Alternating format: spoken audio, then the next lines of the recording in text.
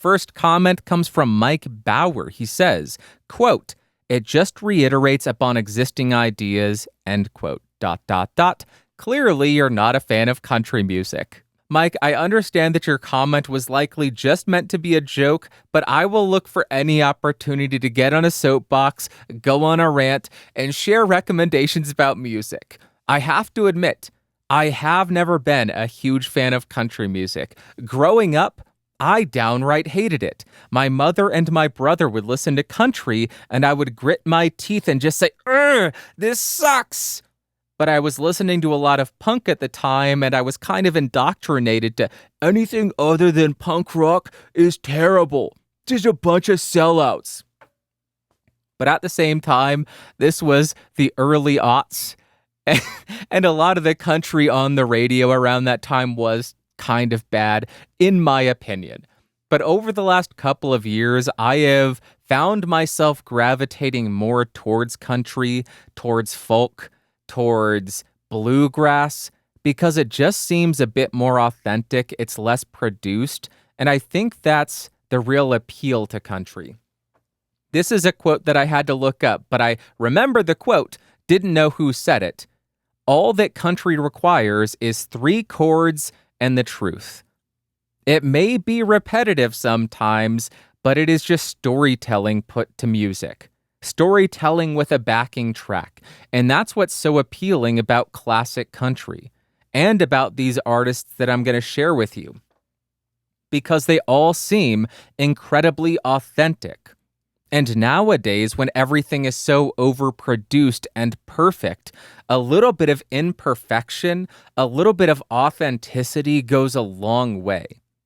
So the first artist I want to recommend is named Sierra Farrell.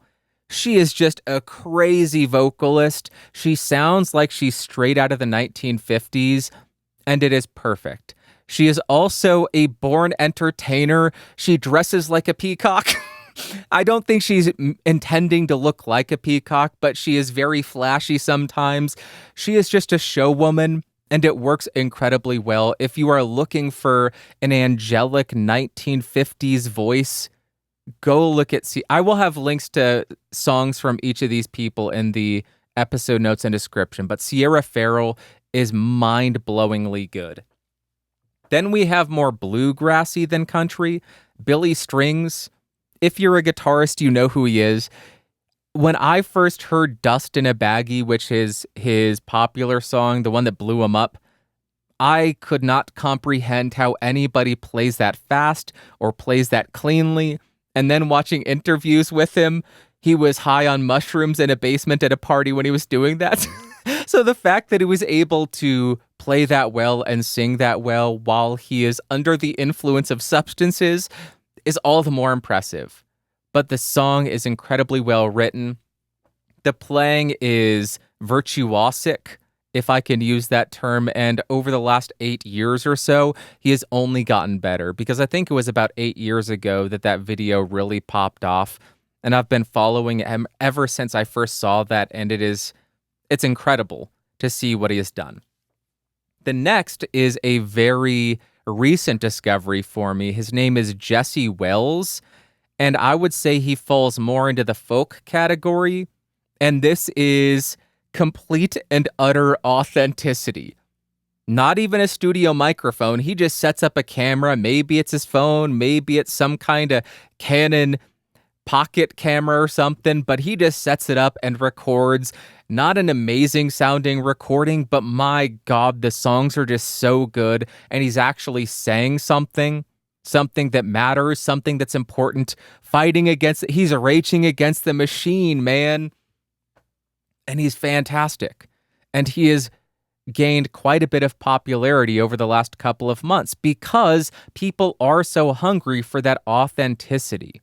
On the radio, everything is so overproduced, and that's not a terrible thing. I think there's a lot of value in well-produced music because writing a really catchy melody is difficult. You will never hear me denigrate somebody for having a popular song on the radio because that is an art on its own. Writing a song that has mass appeal, a lot of musicians will say, "Oh, that's so easy." No, it's not. It really is not.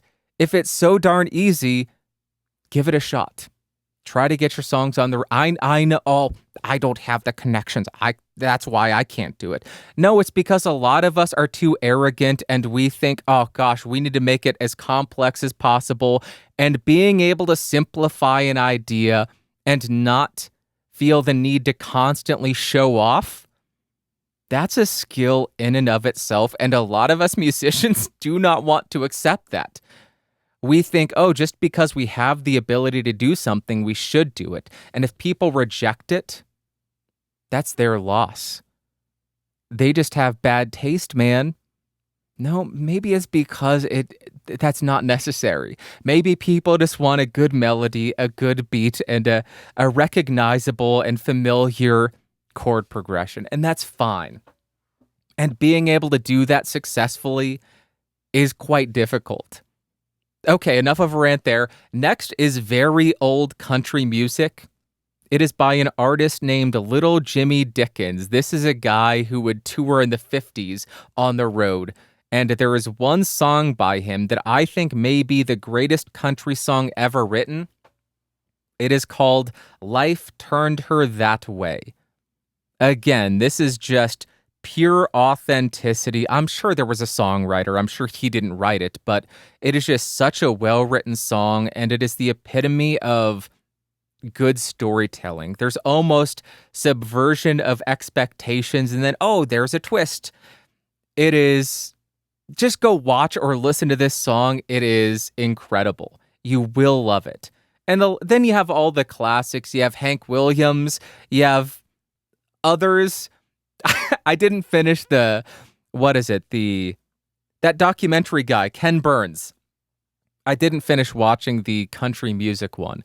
I need to get back to that, though, because after the first episode, I think I had a list of 30 artists that I needed to go listen to because all of them seemed so good and they have such tragic stories. And I think that's where that trend or that stereotype comes from. Oh, country is about my woman left me, my dog died, I lost my truck. But in reality, a lot of that early country was from extremely poor and destitute people just sharing their story. So there was a lot of misery in it, and they were coping with that misery or sharing that misery because people related to it. Or maybe they were sharing it and then people related to it. They weren't sharing it because people did, but they shared it because that was the life they were living. And then everybody else who was suffering and going through that said, oh, finally, something that I can relate to. So those are a few recommendations that I have. Sierra Farrell, Billy Strings, Jesse Wells, and Little Jimmy Dickens. And then just go down a classic country rabbit hole. Hank Williams is good, all of them. So no, I am not the biggest fan of a lot of radio country. Just not my cup of tea. I'm sure there's a lot of skill in it. A lot of them, I'm sure they are great songwriters, singers, guitarists, all of it. But not my cup of tea. But there is a ton of incredible country, folk, and bluegrass music coming out that you should be listening to.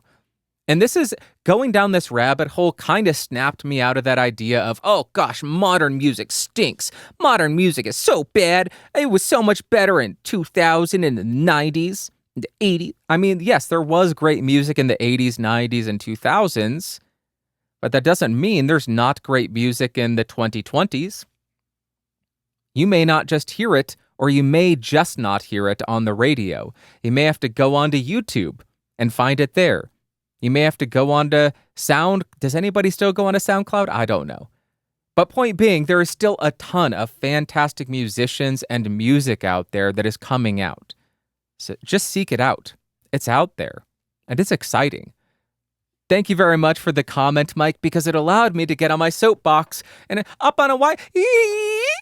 I just watched Ace Ventura recently. I was trying to do the dolphin thing.